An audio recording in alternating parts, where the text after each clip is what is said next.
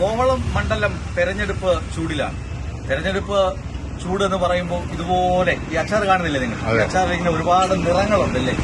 ഈ നിറങ്ങളിൽ പല നിറം, അതിനകത്ത് ചെങ്കൊടി പിടിച്ച് ഇടതുമുന്നണി സ്ഥാനാർത്ഥി ഭഗത് റൂഫസ് ജയിക്കുമെന്നാണ് മണ്ഡലത്തിലെ ഭൂരിഭാഗം ജനങ്ങളും അഭിപ്രായപ്പെടുന്നത്.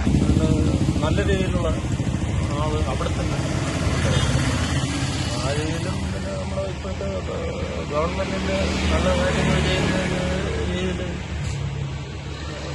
ലോകത്തിന് നല്ല രീതിയിൽ മുമ്പോട്ട് പോകാൻ സാധിക്കുമെന്നുള്ളതാണ് എന്റെ വിശ്വാസം. നല്ലൊരു സ്ഥാനാർത്ഥിയാണ്.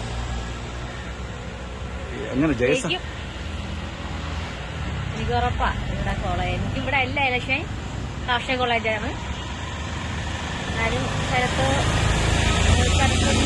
സാറിന്റെയും വരത്തിന്റെ സാറിന്റെ അച്ഛനൊക്കെ നല്ലൊരു മനുഷ്യനാണ്. ഇനിയും കൊച്ചുകാലത്തെ അറിയാനുള്ളതാണ്. നല്ലൊരു ഭരണം കാഴ്ചവെച്ച് പറയാം. ഒരുപാട് പ്രത്യേകതകളുണ്ട് ഭഗത് എന്ന സ്ഥാനാർത്ഥി. ആ സ്ഥാനാർത്ഥി ഭഗത് റൂഫസ് ഡാനിയലിന്റെ മകൻ എന്ന ഒരു പരിഗണന. റൂഫസ് ഡാനിയൽ നാടിനു വേണ്ടി ഒരുപാട് കാര്യങ്ങൾ ചെയ്തിട്ടുണ്ട്. ഭഗത് അതുപോലെ വെങ്ങാനൂർ ഗ്രാമപഞ്ചായത്തിന്റെ പ്രതിനിധിയായിരിക്കുമ്പോൾ ഒരുപാട് കാര്യങ്ങൾ ചെയ്തിട്ടുണ്ട്. അതുകൊണ്ട് തന്നെ നാട്ടുകാർ ഒന്നടങ്കം പറയുന്നത് ഭഗത് റൂഫസ് വരികയാണെങ്കിൽ ഇടതുമുന്നണി സർക്കാരിന്റെ വികസന പ്രവർത്തനങ്ങളുടെ ഫലം കോവളം നിയോജക മണ്ഡലത്തിലെ സാധാരണക്കാരനും ലഭിക്കും.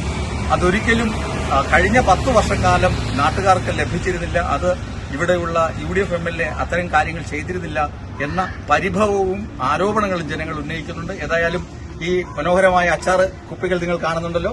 ഇത് അതുപോലെ ഇതിനകത്ത് ഇതേ പല നിറങ്ങളിവിടെ ഉണ്ട് മത്സരിക്കാൻ. അതിനകത്ത് ചെങ്കൊടി പിടിച്ച് ഇടതുമുന്നണിയുടെ സ്വതന്ത്ര സ്ഥാനാർത്ഥി ഭഗത് റൂഫസ് വിജയ തേരിലേറി വരുമെന്ന് തന്നെയാണ് സാധാരണ വോട്ടർമാരുടെ അഭിപ്രായം.